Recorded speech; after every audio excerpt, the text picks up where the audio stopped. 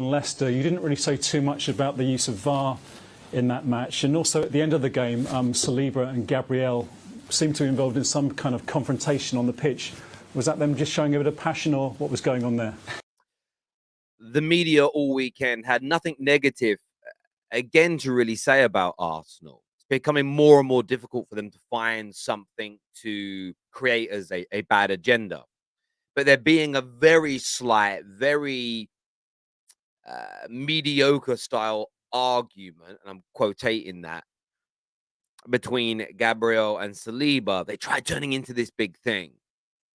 And the media's still asking Arteta about it. After they won, after they reasserted their supremacy at the back, after they maintained themselves at the top, that was the big talking point that the media tried to create. Yeah, they are a happy marriage. They love playing with each other, but they're really demanding with each other, which is good, and everything is fine. You see how brilliantly Mikel Arteta shut that down. So he just laughs at the media. Imagine that. You're a professional journalist. You've worked your entire career to get into this situation where you can ask these types of questions of managers, and that is what you go with. That's it. You try to stir up trouble that doesn't exist in any capacity. It's becoming embarrassing now watching the mainstream media continue with this negative onslaught towards Arsenal. I've been calling it out all year, by the way. They started off with everything. In the preseason, I told you what would happen. They would doubt they could take preseason into the campaign. If they won a few games, they would say it isn't sustainable. If they lost the game, they would say that's it, Arsenal will fall away. When Arsenal didn't fall away, it all became about, well, what happens when they have to play 2 games a week? Didn't fall away. What happens when they get an injury? Players got injured. They didn't fall away. Then they started attacking the behavior of Mikel Arteta, saying he lacks discipline. If there's no discipline, it will lead to their team collapsing and falling away. That didn't quite work out for them. They, of course, had their wobble. Recently, and that was going to be the end of them, and they've bounced back very, very well indeed. They didn't sign the right players. They didn't land the #1 targets in January. People had a meltdown. They haven't fallen away, and we're going to touch on that in a moment. They keep doing it. And here's another seed they're trying to plant. Or maybe if the players start falling out and bickering, that can be the reason that Arsenal don't win the league. It's embarrassing. Been predicting it all year, been calling it out. It's great to see. Listen, I'm not an Arsenal fan. I don't want Arsenal to win the league. I want Man United to. But at the same time, this piss-poor journalism is crazy. And we know why they do it, by the way. The journalists do this now because they see like childish fan banter online, dead banter as I call it, and they pick up on it and they try and pull on that thread to attract the masses, sort of the dullard masses, into what they're trying to say. And it's really embarrassing. 2 brilliant signings in that they weren't the first choice targets, and what it You're hearing this, Sean. Yeah, what it shows is they had I'm going back in my box. They had a really good plan B. They were ready with plan B, and that's down to the recruitment. So fair play to them for that. Here's Danny Murphy here talking about Arsenal's recruitment. As I said, it was a negative. It was spun. Edu can't land these players. Trossard, he's not Mudryk. Jorginho is not Caicedo. And again, football people like me, like you guys, the Football Terrace community, you might have bantered a little bit, but you knew these were good signings. The media slammed it. What if they fall away? What if they don't win the league? And of course, asking those questions is one thing. I ask those questions. Making those as statements are very different things. You guys that watch all my content know I'll say one thing, but in a panel show, I'll ask the panel questions based on what's trending. You know, probing around a bit, trying to find out what's going on. The media now starting to backtrack because they've got to eat that humble pie. I'm sure Arteta was heavily involved. They've gone for 2 players who both got or already been proven in the Premier League. 2 technically very good players, intelligent footballers, so they can adapt to different positions and different formations. Now, okay, I say positions, Jorginho's a midfielder, I know that, but Trossard especially can play anywhere along the front line. You see here, like this kind of praise here, it's always after the fact when they're wrong. Always after the fact when they're wrong. Just look at Man United this year when it comes to Alessandro Martinez, Casemiro. Football fans are looking at this and saying, why are they criticizing Casemiro? Why are they criticizing Lissandro? Why are they criticizing Jorginho? This guy literally nearly won a Ballon d'Or a year ago. I nearly won a Ballon d'Or a year or so ago. Suddenly, he was the worst midfielder in the world. Listen, it's great to see the media get so much wrong. It's great to see football fans come out on top, but we just need to be stronger in the beginning and support the fans more than the mainstream media. I want you to take a look at this, because everything I predicted happening to Arsenal in the summer is now happening to Manchester United. It's the early burning embers. But take a little listen. Guardiola was appointed in the summer of 2016. The sides have spent almost identical levels on transfers in, around £1.07 billion. But Manchester City have made more than double what United have on selling players, giving them a much lower net spend. I knew this was coming. And some will call me paranoid. Some will delve into semantics and say, well, they're comparing United spending. They're not comparing Pep versus Ten Hag. But I'm telling you now what they are doing. This is not paranoia, because I got this bang on with Arsenal in the summer. Absolutely right. And it's the same story here. The discrediting of Ten Hag's rebuild has begun.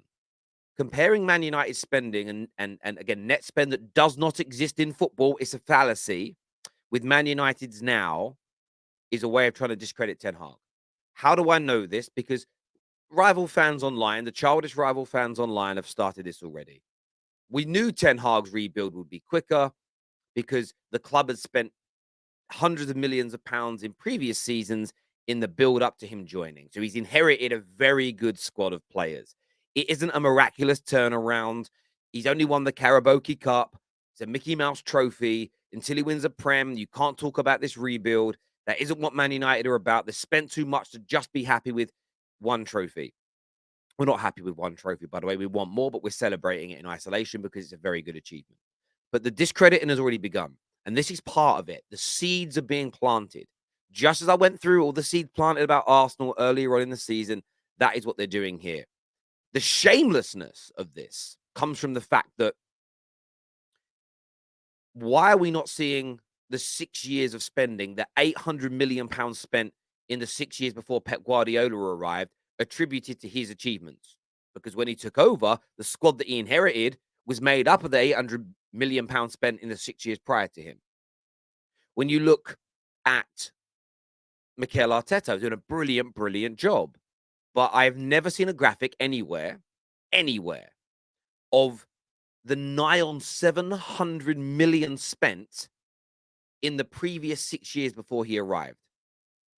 If you add the 6 year spending plus Arteta spending together, it's 950 million pounds. Does that mean that's how much he spent? No. You cannot attribute or talk about money spent by previous managers. Now, look, this graphic is clever. It says Man United versus Man City spending. So you could say you're being paranoid, as I've already mentioned, but it isn't that at all. You will start to see this narrative, mark my words, bookmark this video in the coming weeks, especially if Man United continue to win. And what they will state is, well, Ten Hag should be doing this. You should be doing that. My challenge is this. Show me the pundits, show me the rival fans, show me the content creators in the summer that predicted Man United winning trophies this year and United getting back to a very, very good level inside 1 year. Show me the predictions where they said, in fact, I'm not worried about Arteta at Man United because they've got a brilliant squad, they're run well, they invest properly, they're in a good position. Find me the pundits who said that, and I'll apologize and drop any notion I have that there's going to be an agenda created. You can't find those videos. Everybody was predicting 6th, 7th, 8th, 9th, 10th. No chance of trophies, no chance of Champions League. The development would take years, they said. Now suddenly, oh, actually, United have invested well. It was a dot on the cards to happen under Eric Ten Hag. Absolute tosh and nonsense. The agenda has begun. And I tell you what's crazy. How far back do you want to take the spending when you look at what teams have won and teams have achieved? How about we look at the total spend in Premier League history? 3.14 billion by Chelsea, 24 trophies. 2.55 billion by City, 14. United have spent a lot in 2.17 billion, but 34 trophies. Why don't we talk about Liverpool? Liverpool act like they're poor. They've only spent £200 million less than Man United and have just over half the trophies. You look at Tottenham, they've spent 1.7 billion in the Premier League and have 3 trophies to their name. And then there's Arsenal, 1.68 billion, 15 trophies, which is a pretty good return when you compare it to the cities and the Liverpools who have a similar amount of trophies but have spent significantly more. How far back do we go? They won't do that. They will pinpoint spending that makes Man United look bad. But we know the real reason. The real reason that this has begun is fear. Listen to this. Could do really well this season, and I mean that from my Liverpool head. I mean, for the Premier League, it's great that they're back. The more teams competing for me in the job I do is fantastic. It's phenomenal. It makes it easier in terms of so much competition. But I actually don't think it's. I don't think it's. They're favourites for the Europa for a reason. When you look at it, when you look at the teams, FA Cup, you know, they could end up winning that. It's not beyond. There's only really City. It's cup competition. Competition, but the way they're playing, you'd only fancy City to have a real good chance of beating them. So even a treble is. I think they could do it. I mean, they might not, but they've done it before. Look, United could do it, but you saw the beginning of the video, and I'm going to bring it back to the beginning of the video just so you can listen to what he had to say again here, Danny Murphy. I'm a tad worried they could do really well this season, and I mean, tad worried. And look, Danny Murphy is an intelligent guy. He's a very good pundit. I know he is, but he's a Liverpool man at heart, and he hates it. And this is what you're going to get. Rivals will create the narratives before the media, because nowadays the media follows the fans. They see what fans are saying on Twitter, on YouTube, on TikTok, and they create narratives around it. You could bet your bottom dollar on that. What you're seeing, you know, the outrageous takes you see on Twitter, they will literally be regurgitated by the mainstream media very, very soon. But there's fear. There is fear that Man United are returning. I even saw Dom Hussam on Matisse's channel yesterday say it was embarrassing for Man United to let Fergie hold the Carabao Cup and take pictures with it. Like, that trophy's too small for him. Like, they're so fearful of us coming back. It is unbelievable. And listen, as I say, for me, I like seeing it, but I've already marked the cards, and you can bookmark this. I'm telling you what's coming. I know it. To pick his best 11, Ali. Yep. Best 11, and give him some game time. That's exactly what I said. For 2 or 3 games, Badiashile plays centre half. Next minute, he's out. Do you know what I mean? Like pick your best midfield 3. And Gabby Bonglahor speaking absolute facts here about Graham Potter. Now, what's really interesting is there are media agendas against certain clubs to discredit the good things they're doing. But we have to also recognize that there are some really important conversations to be had. And Gabby Bonglahor is right here. Graham Potter is the biggest problem at Chelsea. Now, we saw this news article yesterday that stated that the Chelsea owners are backing Potter, but the next 2 games could make or break him. This story is really being ignored by a lot of the mainstream media, which I don't quite understand, because it's from Matt Law. The more Chelsea say they're backing Graham Potter, the less I believe them in this run. There's something about it I don't quite believe. And Gabby's speaking a lot of sense here. They have to pick. Potter has to pick a regular team now. He almost has to grab 6 or 7 of these players and say, barring injury, the next 3, next 4, next 5, next 6 games, you're starting. We're going to create a team.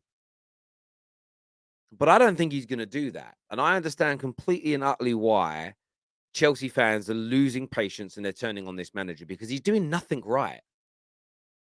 And I want to get your thoughts on that. I want to ask you this question. How can Graham Potter save his career? I know you're going to say winning games. That's the what. How is he going to do that is what I want to understand from you. I need you to describe it to me to make it make sense. Get that done now for me, people. Leave your comments below. I want to say thank you to everyone that's been tuning in recently. We've had a record-breaking February, which is amazing for us. Make sure you're scanning that QR code there for our TikToks. They're going to be returning really, really soon. Exclusive content out for you every single day on TikTok.